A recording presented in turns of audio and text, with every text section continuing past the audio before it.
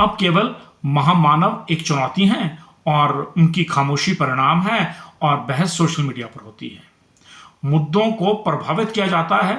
आंदोलन कर रहे सोनम वांगचुक विदेशी एजेंट कहलाते हैं। आंदोलन कर रहे बच्चे स्वर्ण समाज को गाली दे रहे हैं, प्रचारित हो जाता है। आंदोलन में उपद्रवी आ गए हैं, उन्हें कपड़ों से पहचाना जाता है। समाधान डिबेट में तलाशे जाते हैं, भक्त सोशल मीडिया पर प्रचार करते हैं। जिन्होंने सारी उम्र कोई आंदोलन नहीं किया वो राष्ट्रभक्त है और आंदोलन करने वाले अराजक तत्व। हम जैसे प्रश्न पूछने वाले देशद्रोही, घटिया और नीच कहे जाते हैं। 2014 के बाद से हम यही देखते आ रहे हैं, क्योंकि हम संगठित नहीं हैं, अपने व्यक्तिगत हित तलाश रहे हैं। समाज के विभाजन की हकीकत को समझना है तो 2015 के सेंट्रल यूनिवर्सिटी हैदराबाद के रोहित वेमुला, जो आरक्षित वर्ग से आते थे, ऐसी छात्र थे, कि आत्महत्या की सियासत से समझना होगा। 9 वर्ष तक चली पुलिस जांच के बाद 2024 में रोहित वेमुला को ओबीसी बता दिया गया। यह हमारे तंत्र का कमाल है। 2016 में नोटबंदी का विरोध करने वालों को समझा दिया गया था कि आतंकवाद और अलगाववाद को नियंत्रण करने के लिए आवश्यक है। जिनको लाभ देना था उनके लिए 60 बार नियम परिवर्तित कर दिए गए और 99.9% पैसे वापस आ गए।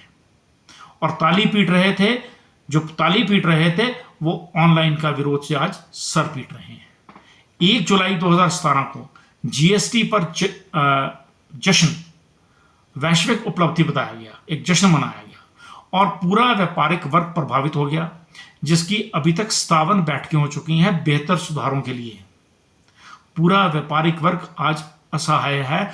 2019 में CAA, सिटीजन अमेंडमेंट एक्ट, यानी कि विदेशी हिंदुओं को भारत की नागरिकता का प्रस्ताव रखा गया। उस राष्ट्र में, जिस राष्ट्र में 80 करोड़ अर्थात 60% लोगों को सरकार मुफ्त राशन बांटती है, जब विरोध हुआ तो NRC, national register of citizen, ला करके समाज को विभाजित कर दिया गया। लेकिन जब खुद पर आई तो असम के चुनावों को NRC से दूर रखा गया। 2020 के लॉकडाउन में लोग पैदल घर पहुंचे। मरने वालों को लकड़ी या कब्रिस्तान में जगह नहीं मिली। PP किट और ऑक्सीजन के सिलेंडर के घोटाले हुए, लेकिन महिमा मंडल वैक्सीनेशन का हुआ और जनता को समझा दिया गया। 2021 में किसान आंदोलन हुआ। गोदी मीडिया ने किसानों को आतंकवादी बताया, विदेशी फंडिंग से भारत को अस्थिर करने की योजना बताई। महामानव ने समझौता किया, वो वीर योद्धा हो गए। समाज को किस तरह से भ्रमित किया जाता है ये समझना जरूरी है। 2022 में युवाओं से खिलवाड़ अग्निवीर के नाम से हुआ। विरोध के बाद कहा गया कि इन्हें पुनः रोजगार देंगे, लेकिन सेना का काम नहीं करने देंगे। आज सेना में 1,50,000 से अधिक पद खाली हैं। 2023 में मणिपुर की हिंसा में 300 लोग मर चुके हैं। 60,000 लोग कैंपों में रह रहे हैं, लेकिन भारत सरकार खामोश है। उन्हें जंतर मंतर की भीड़ नजर आ रही है। 2024 से लगातार नीट के पेपर लीक हो रहे हैं। सुप्रीम कोर्ट ने भी माना है। CBI की जांच हुई है, लेकिन परिणाम क्या हुआ? 2025 में प्रयागराज में 30 लोग मरे भगदड़ में, ये सरकारी आंकड़े हैं। पुलवामा में 26 लोग, लेकिन प्रचार हुआ ऑपरेशन सिंदूर का। 1947 के पश्चात भारत में आंदोलनों की नींव कोई नई नहीं है। गांधी का वो मार्ग है जिस पर स्वतंत्र भारत में 1952 में पोटी श्रीरामुल्ला आंध्र प्रदेश राज्य बनाने के लिए बैठे थे। 1984 में सोनम वांगचुक लद्दाख को ट्राइबल क्षेत्र घोषित करने के लिए या दर्जा दिलवाने के लिए बैठे थे। 2006 में सिंगूर आंदोलन के लिए ममता बनर्जी और 2011 में अन्ना हजारे। 2024 में लद्दाख में पर्यावरण रक्षा के लिए भी सोनम वांगचुक अंश पर बैठे हैं।